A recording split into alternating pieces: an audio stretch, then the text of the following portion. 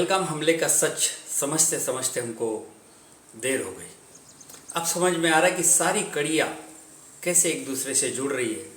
तो ये पूरा जो पहलगाम का हमला है ये पूरा प्लानिंग के साथ हुआ है, लेकिन प्लानिंग आतंकियों ने नहीं किया, हमारे अपनों ने किया। अभी बिहार में चुनाव है और जब भी चुनाव होते हैं, जहाँ भी चुनाव होते हैं, उसके पहले सेना पर हमला होता है, हिंदुओं पर हमला होता है, गोधरा कांड होता है, बाबरी मस्जिद गिराई जाती है, गुजरात दंगे होते हैं, मुंबई ब्लास्ट होता है। ये सारी जो चीज़ें हैं, इन सब के पीछे है हिंदुओं के मन में सहानुभूति पैदा करना, उसके बाद उनके वोट हासिल करना, फिर उसके बाद सत्ता हासिल करना और फिर करप्शन करके देश को लूटना, बहुत पैसा कमाना।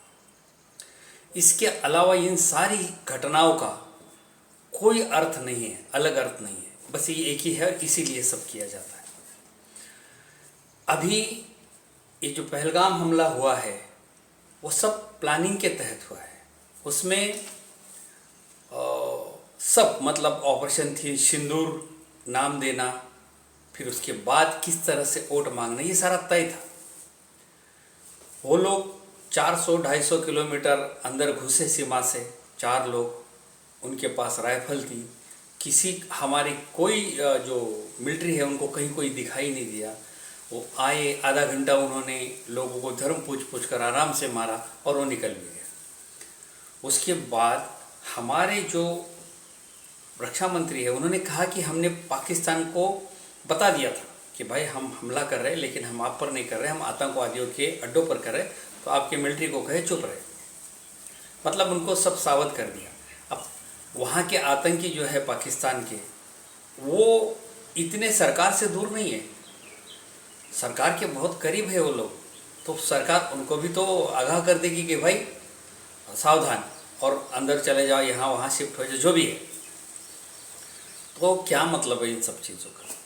अब ये सारी चीज़ें खुलकर इसलिए आ रही है, सारी कड़ियाँ इसलिए जुड़ रही है कि बिहार में जो चुनाव सभा हो रही है वहाँ हमारा प्रधानमंत्री बोल रहा है कि मेरे रगों में खून नहीं सिंदूर दौड़ रहा है।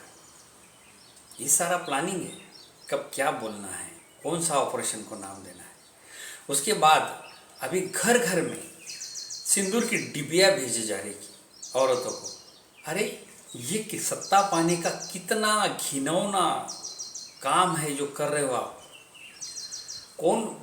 कौन ये पराया मर्द है, इसके हाथों जो सिंदूर आया वो औरतें क्यों लगाएगी? ये खुद अपने बीवी को सिंदूर नहीं भेज रहा, उसको छोड़ के इधर मज़े मार रहा है सारी, और उसके बाद ये घर घर में सिंदूर की डिबिया भेज रहा है।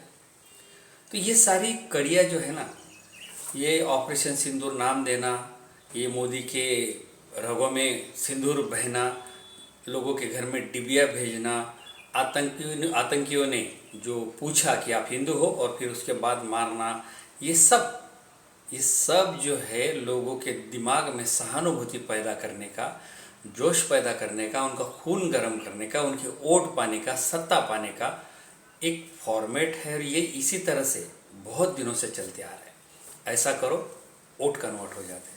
अब इनके पास इन्होंने कोई अच्छा काम तो देश के लिए किया नहीं जो बता कर ये वोट मांगे कि हमने ये किया।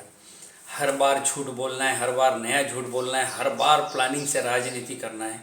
अभी समझ में आता है कि राजनीति इसी का नाम है, लोगों को कैसे बेवकूफ़ बना जाए। फिर चाहे उसके लिए 28 लोग मारने पड़े, 40-50 सेना के जवान मारने पड़े, कुछ भी हो जाए, सत्ता पाना है और सत्ता पाने के लिए ये सारे फंडे, ये सारे टूल्स इस्तेमाल किए जाते हैं।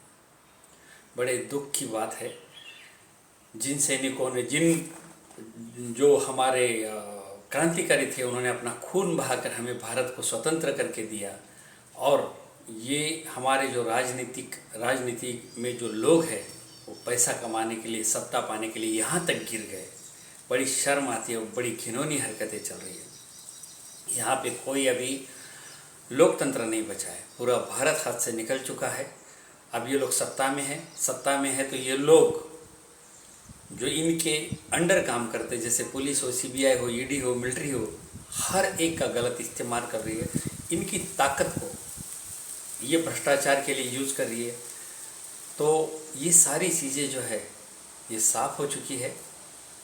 कि हमारे ही लोगों ने, हमारे ही संसद में बैठे हुए आतंकियों ने ये सारा प्लानिंग के साथ किया और इनका उद्देश्य केवल लोगों के वोट पाना, सत्ता पाना यही था। और इसीलिए इतने लोगों का बलि चढ़ाया गया, सेना का बलि चढ़ाया गया, बच्चों का बलि चढ़ाया गया, किसी का सिंदूर उजाड़ा गया। इससे ज़्यादा घिनौना काम कहीं कोई देश में नहीं होता होगा। ऐसी राजनीति किसी देश में सत्ता पाने के लिए कभी हुई नहीं है, न होगी। सिर्फ ये गिरे हुए 2 लोग ही हमारे देश में कर सकते हैं।